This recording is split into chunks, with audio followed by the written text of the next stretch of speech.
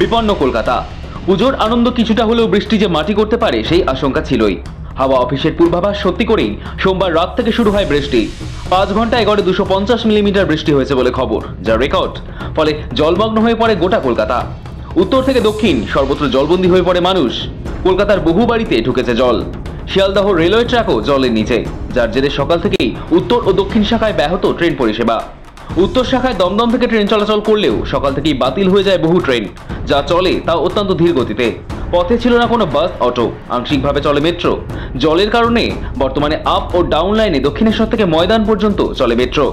ফলে সাত সকালে বাড়ি থেকে বেরিয়ে প্রবল সমস্যায় পড়ে আম জনতা। তবে শুধু জল যন্ত্রণাই নয়, দোসর হয় একের পর এক বিদ্যুৎস্পৃষ্ট হয়ে মৃত্যুর খবর। সব মিলিয়ে আতঙ্কে শহরবাসী। অনেকেরই বক্তব্য, এমন তুমুল একটানা বৃষ্টি সম্প্রতিকালে দেখা যায়নি। কলকাতা শহরের নিচু এলাকায় তো বটেই, যে সমস্ত এলাকায় সচরাচর জল জমে না সেগুলিও জলের তলায়। আবহাওয়া যে দুর্যোগপূর্ণ হতে চলেছে গত দুদিন ধরেই সেই পূর্বাভাস ছিল, কিন্তু তা যে এমন ভয়াবহ পরিস্থিতিতে পৌঁছবে সে বিষয়ে আগাম কোনো আন্দাজ ছিল না। যে পরিমাণ বৃষ্টি হয়েছে তা কল্পনাতীত। সোমবার রাত থেকেই বৃষ্টি শুরু হয়েছিল, মধ্যরাতের পর তীব্রতা আরও বাড়ে। টানা প্রায় 5 ঘন্টা এক নাগারে বৃষ্টি হয়েছে।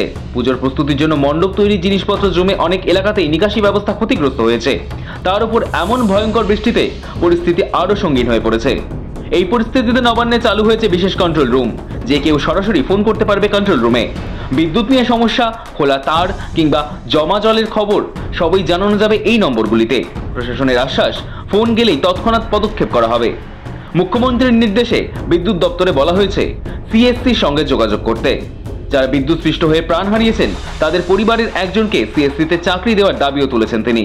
নবান্নের কন্ট্রোল রুম থেকে মুখ্য সচিব নিজে নজরদারি চালাচ্ছেন। হাওড়া পুরসভা ও কলকাতা পুরসভা সমন্বয় রেখে কাজ করছে বলে জানানো হয়েছে। শফিক সান্যালের রিপোর্ট, সময় কলকাতা।